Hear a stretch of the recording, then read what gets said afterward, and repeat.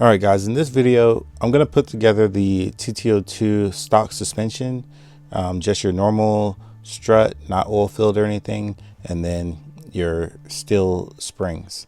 So the chrome springs, they are a bit bouncy, but I have seen them before where they've kind of softened up. Maybe it's just a time thing, a usage thing, I don't know.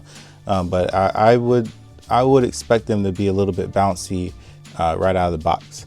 So if you're building your car for the first time, just expect to maybe have to stay on throttle a bit more to get the car to behave the way that you're expecting it to.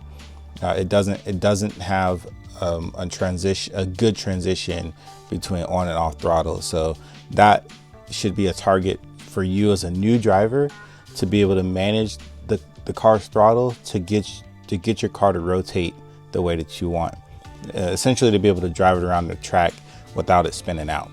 Should be your goal with if you're just starting out with new suspension, the stock new suspension.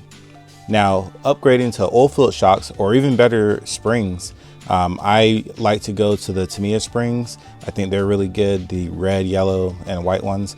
Usually end up using the red and yellow, but you can also get oil filled shocks. Tamiya also does have aftermarket hop-up options for that, or you can check out ER Racing, they have a lot as well.